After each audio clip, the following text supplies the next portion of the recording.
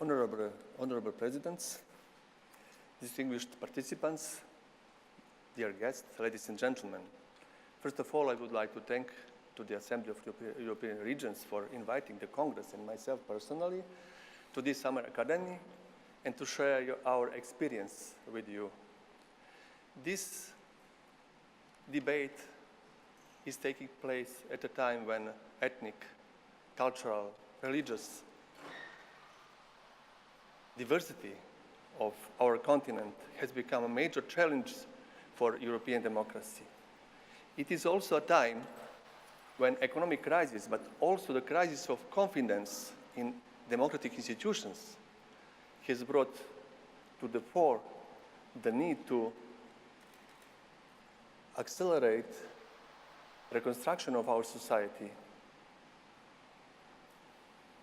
That is why it is important more than ever to consolidate the construction of society based on active participation of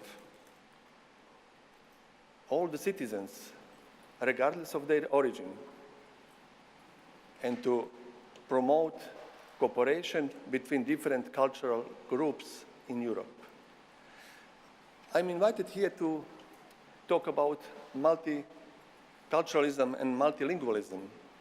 I will add to this interculturalism. I would like to make some distinctions.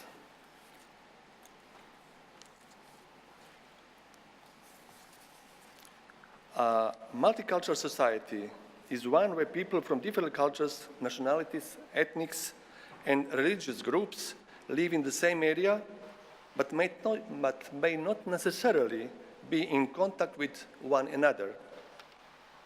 Mutual differences may become the basis for discrimination, and where minorities may be tolerated but not necessarily fully accepted or valued.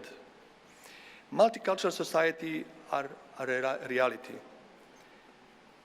An intercultural society is an aspiration. It's about living together and embracing diversities. It's about societies where people from different cultures, nationalities, ethnics, and religious groups live in the same area and keep on open relationship with one another. They recognize each other's way of life and accept these differences, live together and actively encourage a balance of interest, tolerance, and self-achievement. This aspiration has found its expression in many Congress documents. The Congress believes that interculturalism is the best policy approach to achieve social cohesion and sustainable urban development, as it actively promotes pluralism, justice, and equal opportunities within local communities. Now I come to the second theme. A natural consequence of multicultural societies is a multilingual public, and if we wish to promote cultural diversity, we have to implement plurilingual policies. Multilingualism refers to the presence in a geographical area, large or small, of more than one variety of language spoken by a social group, whether it is formally recognized or not.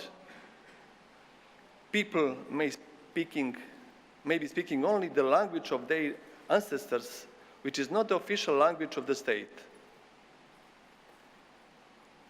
Plurilingualism refers to the situation where there is a whole repertoire of languages spoken by the same individuals, which includes a mother tongue and any number of other languages, official or not. So, the fact is that in some multilingual areas, some individuals are monolingual and some are plurilingual. Council of Europe policy attaches particular importance to the development of plurilingualism, which combines education in national language with education in regional or minority language. I would like to underline the dynamic aspect of language learning. A person's language repertoire changes in its composition throughout the individual's life. The use and development of the individuals' plurilingual competence is possible because different languages are not learned in isolation and can influence each other in the learning process. This is why the Council of Europe language education policy aims to promote both plurilingualism and linguistic diversity. I should underline that the Council of Europe has a strong arsenal supporting these policies. The right of use and to learn one's language is protected by Council of Europe conventions. The European Charter for Regional or Minority Languages, in force since 1998, has been ratified by 25 states and signed by 8 others. It promotes cultural heritage, and its purpose is to enable speakers of a regional or minority language to use it in private and public life. Another important treaty in this regard is the Framework Convention for the Protection of National Minorities, in force since 1998, and ratified by 39 states and signed by 4 others. Its key words are cultural diversity, protection of minorities, and intercultural dialogue. I should perhaps also mention, as part of the Council of Europe arsenal for promoting living together in diversity, the European Convention on the Participation of Foreigners in Public Life at Local Level of 1992. This convention provides foreigners who have 5 or more years of residence with the right to participate in local political life and elections. Last but not least, I should also mention the Congress' main document, the European Charter of Local Self-Government, which enshrines the right to participate in the management of local affairs as a cornerstone of democracy. Our understanding of democratic citizenship requires participation which may be facilitated by the plurilingual competence of individuals. This is also necessary for social cohesion, for equality of opportunity for personal development, education, employment, mobility, access to information. A cultural enrichment also depends on access to language learning throughout the life. Linked to all of this, and of major importance of the Congress, it is the concept of intercultural cities. This is about the creation of the public space which allow people of different cultural origin to mix and exchange for better mutual comprehension. The philosophy of intercultural cities is based on the simple truth that despite our differences, we all are living together in our communities and towns and share the responsibility for our common well-being. Over the past 2 decades, the Congress has adopted a number of proposals for intercultural actions at the grassroots and has been actively involved in promoting multi- or intercultural and plurilingual societies. The Congress' involvement with this approach started when its predecessor, the Standing Conference of Local and Regional Authorities of Europe, adopted a resolution in 1992 on a new municipal policy for multicultural integration in Europe.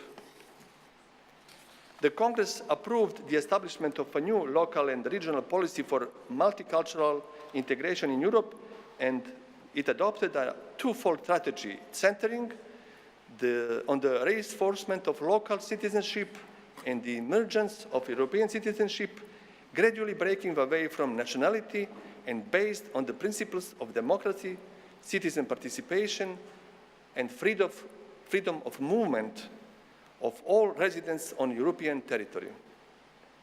This was followed by a series of texts, all geared to promoting integration and participation. In 2000, the Congress formulated a recommendation on the participation of foreign residents in local public life.